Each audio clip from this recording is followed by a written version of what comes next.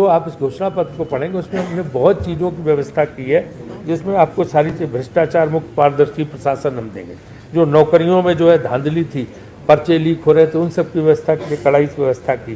खेती और बागवानी के लिए आयोग बनेगा और उस आयोग से तय होगी कीमतें। डेयरी विकास, पशुपालन, मत्स्य पालन तीनों को बढ़ाया जाएगा। हर घर में 4 गायों तक की खरीद पर सब्सिडी मिलेगी। पशु चारा के लिए विशेष अनुदान मिलेगा जो फॉडर है।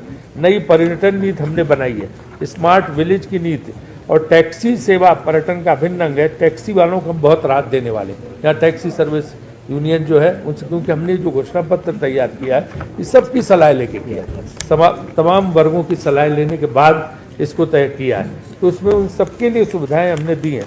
टैक्सी परमिट की अवधि 10 की जगह 15 साल की जाएगी। अभी 10 साल में टैक्सी को रिटायर कर देंगे, हम उसको 15 साल करने जा रहे हैं। धार्मिक स्थलों को पर्यटन की दृष्टि से विकसित करने और ढांचागत विकास के लिए विधायकों को देवभूमि विकास निधि के तहत बजट आवंटित किया जाएगा, ताकि देवभूमि का विकास हो सके।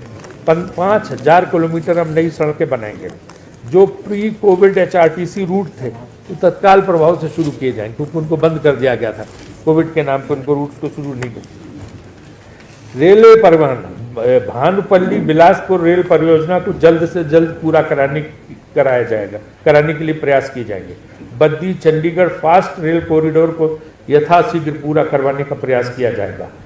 पठानकोट, जोगिंदरनगर और कालका शिमला रेल लाइनों को सुधार कर ट्रेनों की संख्या बढ़ाने का प्रयास हम कराएंगे। इसमें राज्य सरकार पूरी सहयोग देगी, केंद्र सरकार अगर इस प्रयास को करने की कोशिश करती, क्योंकि अभी तो जमीन में नहीं मिलती। जो वादे उन्होंने रेल लाइन के किए थे वो नहीं पूरे हुए, और झूठा जो दे दिया प्रधानमंत्री तक बोल गए, गलत बोल गए बेचारे, और गृह मंत्री भी वहाँ तक रेल लाइन बन गई, क्योंकि रेल लाइन वो बनी नहीं जहाँ तक उनकी घोषणा थी।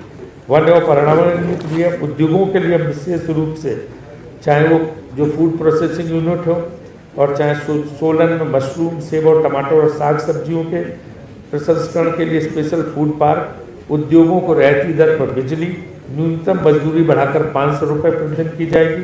फल और सब्जियों को बाजार तक सुचारू रूप से पहुंचाकर vegetable and horticulture marketing federation का गठन किया जाएगा। नोटबंदी और कोरोना काल में बीमार हो गए बंद उद्योगों को पुनर्जीवित करने के लिए विशेष पैकेज दिया जाएगा। हर घर को 300 यूनिट बिजली मुफ्त दी जाएगी। यूनिट का हिसाब इस तरह से रखा जाएगा कि ज़्यादा खपत करने वालों को भी इस छूट का लाभ मिल सके। इससे गरीब और मध्यम वर्गीय परिवारों को प्रतिमाह कुछ बचत हो सकेगी, जिससे वो महंगाई से लड़ सकेंगे। विद्युत परियोजना से प्रभावित परिवारों को रोजगार सुनिश्चित किया जाएगा। नई विद्युत परियोजनाओं में प्रभावित परिवार के कम से कम एक सदस्य को रोजगार की 100% गारंटी दी जाएगी। ग्रामीण विकास के लिए भी हमने इसमें व्यवस्था बनाई है। शहरी विकास के लिए हमने जनसंख्या के आधार पर पार्किंग स्थल विकसित करने का जो है घोषणा की है। मनरेगा के तहत शहरी आजीविका की योजना लागू की जाएगी। जैसे मनरेगा हम गांव में देते हैं, शहरों में भी इस तरह से मनरेगा लागू करेंगे वहाँ पे, और शहरी बेरोजगारों को काम मांगने का हक मिलेगा। सभी नगर निगमों में 3 बड़े पार्क विकसित किए जाएंगे, जिसमें जॉगिंग ट्रैक और आउटडोर जिम उपकरण शामिल होंगे, ताकि यूथ यहाँ का स्वस्थ रह सके। और प्रदेश के कठिन एवं दुर्गम स्थानों पर मोबाइल वैन पर राशन दुकान की योजना चलाई जाएगी। राशन दुकानों के लिए 1 टाइम लाइसेंस की व्यवस्था की जाएगी। राशन डिपो धारकों का मासिक मानदेय बढ़ाकर 20,000 रुपये किया जाएगा। और जो खनन माफिया भाजपा सरकार में चल रहा है, इस खनन माफिया को खत्म करने के लिए पूरी तरह से कड़े कदम उठाए जाएंगे। अवैध खनन में शामिल किसी भी व्यक्ति पर कड़ी धाराओं के तहत मामला दर्ज किया जाएगा और लाइसेंस रद्द कर दिया जाएगा। पानी के लिए हम रेन वाटर हार्वेस्टिंग की नई नीति बनाएंगे, और जो हिमाचलियत है उसके लिए हम सारे जो है संस्कृति और परंपराएं उनका ख्याल करने के लिए उसको भी इस योजना में शामिल किया गया। जो आप पढ़ेंगे तो आपको पता चलेगा।